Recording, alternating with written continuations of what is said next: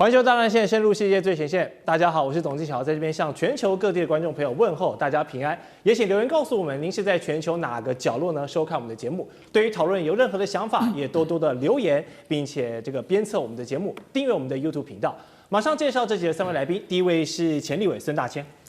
大家好；第二位是台大哲学系教授苑举健，金家好，各位观众朋友大家好，以及资深媒体人彭华盖。静乔好，大家好。好，我们今天开始的讨论呢，还是持续聚焦到现在这2天地缘政治最火热的热搜话题哦，也就是台湾有事论。这个论调呢，自从日本首相高市早苗的嘴里在公开场合说出来之后啊，是让这个中日的矛盾现在持续的在加温，跟持续的在上升。双方现在的外交战场呢，已经上升到了联合国要去告状的一个高度了。我们来看到中国的代表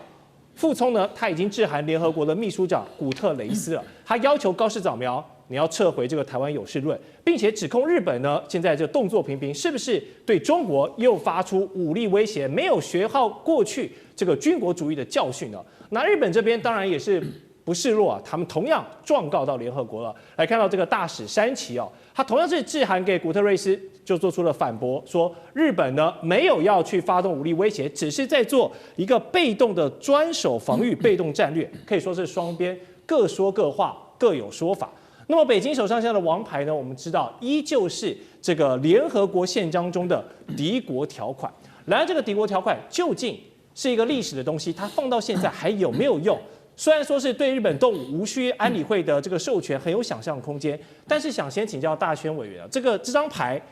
敌国论是虚是实？一旦出招，是真的中国就可以去打日本了吗？我是不敢想象。但是如果真的东北亚打起来，第3次世界大战，我真的是感觉不远了。是所谓北京之所以要讲到的敌国条款啊，不是说北京要立刻发动对日本的攻击。它主要要提到的就是说，一旦台海发生冲突，这是中国自己的家务事。如果你日本在这个时刻你要插一脚进来，那么我就可以有这个权利，在不告知联合国安理会的情况之下，我就直接对你发动攻击了。这就是他当时所引用要敌国条款的一个最主要的这个最主要要表达的意涵啊。那我觉得敌国条款它其实是这一次的这个所谓的台湾有事论哦。这个北京政府所采取反制措施的组合拳里头一环而已啊，它并不是最主要的一拳啊。其实中国大陆现在是打了一整套组合拳出来嘛。从第一时间我们看到要求航班取消、观光客退订哦，然后接下来你看到的原本要开放的水产品，现在可能全面封杀，甚至会扩大范围，除了福岛的这附近的以外哦，其他的地区都有可能全面这个切断这个进口的可能，然后包含和牛。本来和牛的谈判现在也叫停，然后包含国际间的这个中日韩3国的对谈哦，就外交上的一些这个会议也全部喊停。那你更不要讲说日本艺人在中国大陆的演唱会，所有的表演节目都喊停。然后你今天看到的是什么？是军演哦，在黄海地区不断的在发动一波一波的军演。所以其实中国大陆手上的工具箱还很多啊，它还有各式各样的工具。但是坦白讲，我认为这样的组合拳就已经够了哦。那么现在虽然日本死鸭子嘴硬说，哎呀没什么了不起啦，日本观光客不来，还有台湾观光客。那你赌赌看嘛，你看看日本的观光业一年有多少观光来自台湾，有多少观光来自于中国大陆？你看看台湾能够补得上中国大陆的这个缺口吗？补得上嘛？就长远来讲，日本的观光业在这一波当中必然会遭受很大的冲击啊。肯定。那么只是现在日本政府死鸭子嘴硬，认为说没有什么关系。那你还不要讲水产品啊，还不要讲和牛嘞，一个是他们的养殖业这个渔业，另外一个是他们的畜牧业，这都会造成很大的冲击哦。那你更不要讲说，对中国大陆来说，他手上还有最后一张王牌，也是最重要的这张王牌。这张王牌是前2天就自己跳出来了，川普啊。川普自己就跳出来处理这件事情了，打电话了。你说川普到底是川普要先跟习近平讲话，还是习近平要跟川普讲话？这都不是重点，重点是为什么这件事情要找川普出来处理？显然，习近平跟川普在上一次的会面的时候，他们针对台湾问题已经达成了某种程度的默契跟共识了，而日本莫名其妙的瞎搞事，结果呢，把原本的这个默契跟共识呢，又重新搅得一团乱。所以对川普来讲，他当然必要跟习近平解释啊，说我没有玩2手策略哦，高市早苗是自己自走炮，他自己搞出来的，跟我一点关系都没有。另外一方面，他也希望把这个局势缓和下来嘛。所以呢，川普在跟习近平对话完之后，就立刻打给高市早苗了。就对日本来讲，他现在当然咬着牙不承认，他说没谈台湾问题，就只谈这个其他的问题，最好是这样啊。大家知道，川普跟高市早苗才刚见面完没多久，那个高市早苗勾着川普的手走出来的画面，全世界都看到了。你说川普有这么爱高市早苗吗？手才刚刚勾完，现在又要再打电话跟他聊天，会发生这种事吗？他会打电话，必然是有事发生的。他跟习近平也才刚刚见完啊，对，就算习近平是他的好朋友，也没有好到这个地步啊。所以在这个过程当中，北京打出来另外一张最重要的牌嘛，就是川普啊。那你现在来看日本要怎么处理了？日本再不退让，再不下台，那么接下来当然敌国条款就会形成一定的压力了。敌国条款对谁会有压力？对琉球群岛会有压力，对与那国岛会有压力。这两个岛屿这些群岛的民众会觉得干我屁事啊！台湾有事是他家的事，怎么会变成我日本有事呢？而且日本有事就算了，又不是东京有事，是我琉球跟与那国岛有事。那你说对这两个地区的民众来说，他怎么可能忍得下去嘛？所以对日本来讲我们最近看到的一波民调，虽然看起来高市早苗得到的支持度很高，可是他们进一步的问说，你们这些年轻人将近有80%说台湾有事就日本有事。好，那如果台湾有事，你愿不愿意上战场为台湾一战？愿意承认的人还不到10%嘞。所以在这种情况之下，大家就可以知道了嘛。你就真的让日本有事的时候呢，你就看看日本人是不是真的想要有事啊？是。好，那么除了祭出敌国条款呢，中国现在的海事局呢也是动作频频，并且是拉回到一个历史的基础上。我们来看到，在甲午战争过去的时候，北洋舰队呢曾经的基地刘公岛东部海域现在进行了实弹射击。那这座刘公岛是有些典故，快速跟观众朋友说一下，它的面积只有3.15平方公里，是北洋舰队的诞生地。那1895年2月的时候呢，日本军在这个威海卫之战歼灭北洋舰队之后呢，还曾经登岛并接收了岛上的一切。之后这个岛又几经辗转，还有经过到这个英国人那边，然后反正到1952年呢，解放军海军才正式进驻上去。所以你现在如果上刘公岛的这个景点的官方网站去看呢，还会写着勿忘国耻的一个警示之地代表中国曾经把这个地呢被很多人占领过，这个国耻不能忘记。好，现在中方刻意选在这个时机点，在这边要来进行军事行动，是在对日本释出什么资讯？老师，我把你这个问题稍微改变一下，然后回答你，就是中国人民刻意选在刘公岛实弹射击，是真的要跟日本再打一战。我跟你讲哈，刚刚的话呢，大家知道，在联合国的话，什么叫做敌国条款里面的话呢？这个敌国条款，你可以不用经过安理会的同意就直接攻击。对，这个其实等于是透过国际的组织来宣战。等于说可以直接攻击。那日本的表现的话呢，小泉进次郎前天的时候还跑到琉球去就强调说是台湾有事的3个步骤，然后呢把他们这个导弹的话呢往前延伸，那个与那国岛最近的地方离台湾只有110公里，很近，在宜兰旁边。对呀，然后这个大陆离台湾最近的一个岛的话呢，有130公里，所以足以证明这个情况是非常非常严重的。但是这个不是真正问题，真正问题我要讲2个。我今天做了一点田野的调查。首先第一个，我跟了一些同事，现在在日本做研究，还有跟一个我自己的学生今天上午在聊，就是说他自己的话呢，在日本已经待了很长时间也是我们山东老乡，然后他基本上的话呢，也就是一个外表根本跟日本人完全一样的人，他跟日本聊天，我聊天后的结果才赫然发现，日本的年轻人呢，就是打嘴炮的多讲的不怕的很多为什么说现在日本的年轻人打从心里是看不起中国人的而且的话呢，连带他跟我讲到说，连带在这个台大校园内有很多台湾人自己以为自己日文很好，听到他原来是中国人不是日本的时候，也连带的一起看不起他跟我讲说，我自己也觉得判断说，对大陆来讲，这次高市早苗的事情对中国构成了一个情感上最大的伤害。这跟我们哲学讲法一样，就是说，当你把你的潜意识的东西变成意识直接说出来的时候，那其实是非常伤害的。中国人不是不知道日本人看不起中国人的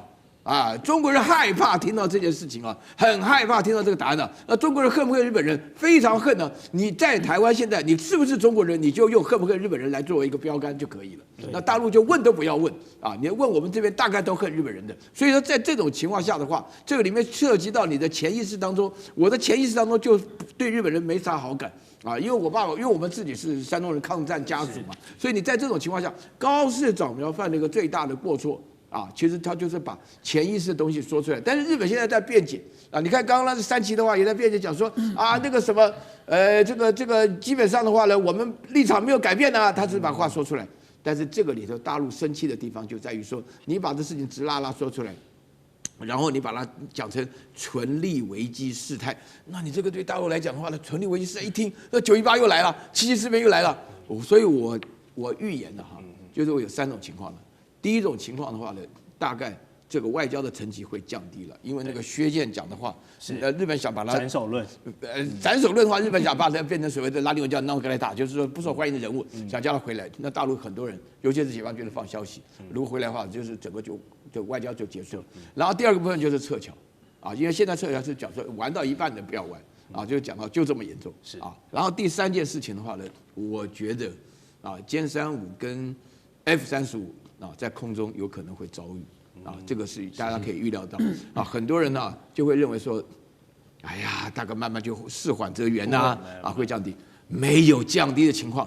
要降低我就不答应，啊，你搞成这个样子，你开什么玩笑？是好，岳老师做出了许多的这个判断，我们在持续要帮这个国际来持续的观察。那除了军事行动之外呢，现在在中国跟日本第一线老百姓感受最深的呢，当然就是经济跟贸易战，还有旅游战。我们可以说，因为这个现在中国人民啊，抵制赴日本旅游的力道是持续的加强。我们看一个数据，截至24号呢，已经有多达12条中日航线取消全部的航班了。我们这边简单列出一些取消率最高的航线，包括天津滨海到关西机场，这是高达了65%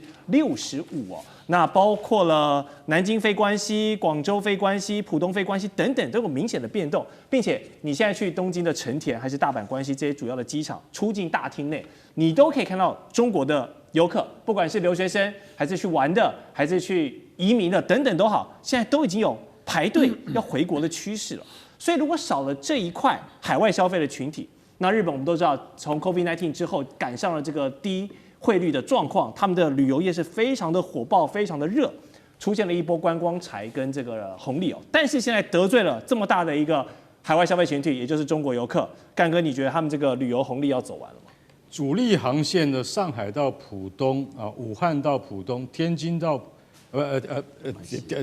大阪啊，然后那个武汉到大阪哈，像这些主力航线呢，我就跟你讲，这是每天成田机场跟大阪机场都要去接的这些陆客，你知道？那等于是说，这是一种变成一种什么？这种很常见的一种例行性的这个事物，对不对？对于他们那些机场来讲的话，都是每天都有大量的陆客来啊，对不对？所以这对他们来讲，的经济是很大的依托。每年啊，陆客为日本制造了90亿的观光财啊，美金哦。那每年到底日本跟大陆的双边经济到底是多少？3300亿美金。那在这种情况下，你说不重要吗？不重视吗？没有什么重不重视的。54万张预订机票，一天就退订，不可以聊，一天就可以退订。你会觉得说真有效率？对，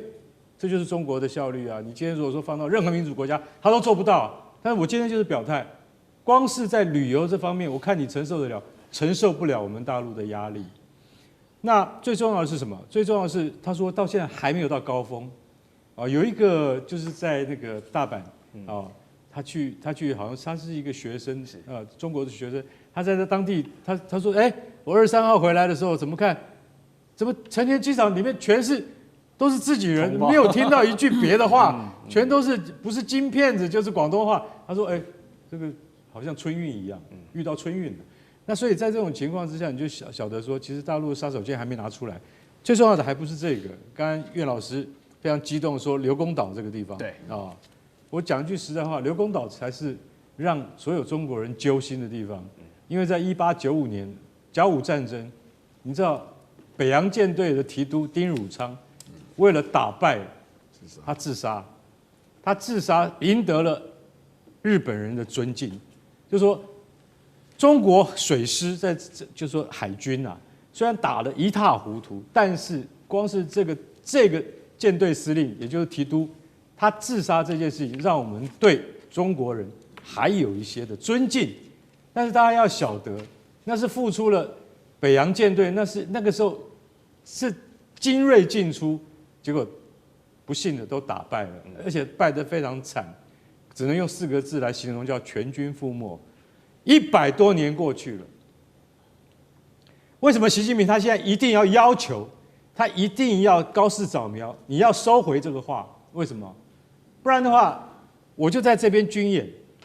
而且我们绝对不会再重演甲午战争的那种耻辱。是，我也相信中国在蓄积了这么多少年来的实力之后，不可能再让日本能够占到任何的便宜。所以我觉得这件事情，我觉得高市早苗你太低估中国的决心了。如果今天从外交事件演变成真正的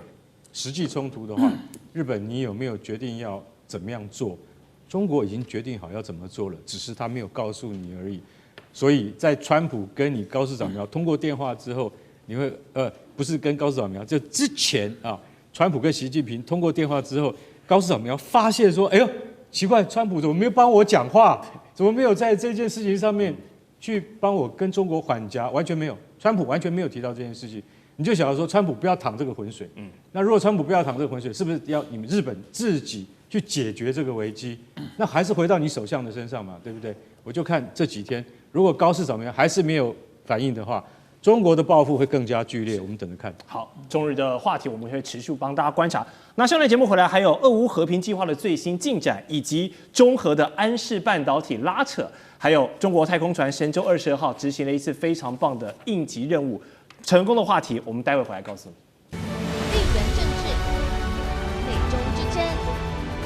战略价值、强权崛起、小国生存。现在与未来洞悉事件走向，掌握世界脉动，全球观点尽在环球大